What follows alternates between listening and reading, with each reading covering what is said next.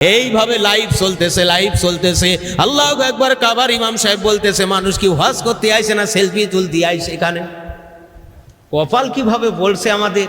হ্যাঁ, কাবা ঘর তাওয়াফ করতেছে, মোবাইল একটা ধরে রাখছে, বউকে নিয়ে হজে গেছে, দুইজনে বসে সেলফি তুলে ফেসবুকে ছেড়ে দিচ্ছে। কত বড় কপাল পোড়া! এই জন্য অগণিত অসংখ্য হজ হচ্ছে, অসংখ্য তাওয়াফ জিয়ারত হচ্ছে, অসংখ্য দোয়া মুনাজাত হচ্ছে, কিছুই কাজে আসতেছে না। যেই ব্যক্তির বাইতুল্লাহ শরীফে খরচ বহন করে যাওয়ার মতো সামর্থ্য আছে, বাড়ি বিবি বাল বাচ্চা সন্তানাদির খোরাকি রাখার সামর্থ্য আছে, এই ব্যক্তি যদি হজ না করে মারা যায়, রাসূলুল্লাহ সাল্লাল্লাহু আলাইহি সাল্লাম বলেন, সে হয় ইহুদি না হয় নাসারা হয়ে মরল, তাতে আমি রাসূলুল্লাহর কিছু যায় আসে না। নবী আমার বলেন, উম্মতেরা শুনে রাখো, যেই ব্যক্তি হজের উদ্দেশ্যে গিয়ে মদিনা শরীফে যে আমার রওজাটাকে জিয়ারত করবে, আমি রাসূলুল্লাহ মাশারের ময়দানে কঠিন বিপদের দিন মুসিবতের কালে সেই উম্মাতিকে সাফায়াত করা ওয়াজিবা হয়ে যাবে। বলে লক্ষ লক্ষ টাকা খরচ করে নবীর কবর বলে, কি বলে? কবর বলে। নবীদের রওজা, ওলিদের মাজার। নবীদের কি রওজা আর ওলিদের মাজার। খবরদার খবরদার, বেয়াদবি করা যাবে না, বেয়াদবি করা যাবে না।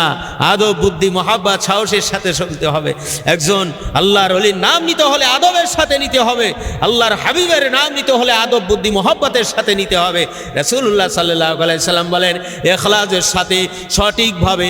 আর এখন তো হজ শরীফ হয়ে গেছে, আল্লাহু আকবার। যারা ওই ট্রাইব্যুনাল আছে, হজের দালাল শরীফ যারা আছে, কোথায় কি করতেছেন, কোথায় উজু করতেছেন, জাবালে আবু কুবাইস কোন জায়গা, আরাফার ময়দান কোন জায়গা, এইভাবে লাইভ চলতেছে।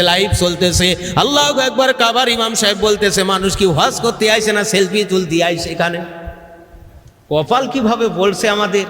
হ্যাঁ, কাবা ঘর তাওয়াফ করতেছে, মোবাইল একটা ধরে রাখছে, বউকে নিয়ে হজে গেছে, দুইজনে বসে সেলফি তুলে ফেসবুকে ছেড়ে দিচ্ছে।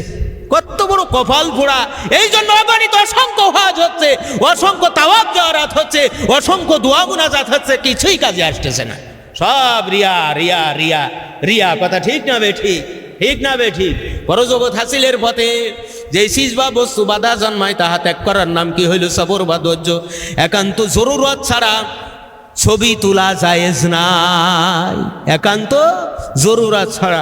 রাজ্য সরকারের যে নিয়ম আছে, পাসপোর্ট, ভিসা, হ্যাঁ, বাইরে চিকিৎসার জন্য যাওয়া, জমির কাগজপাতির জন্য ইত্যাদির দ্বারা হ্যাঁ যাওয়া, তা আপনার সেই ক্ষেত্রে তাছাড়া এই এখানে এটা নিয়ে এরাম দিয়ে ওরাম দিয়ে হেন দিয়ে তেন দিয়ে ছবি তুলে তুলে ফিটিং মারা সিটিং মারা, এর জন্য আল্লাহর কাছে জবাবদিহিতা করা লাগবে। কথা ঠিক না বেঠিক?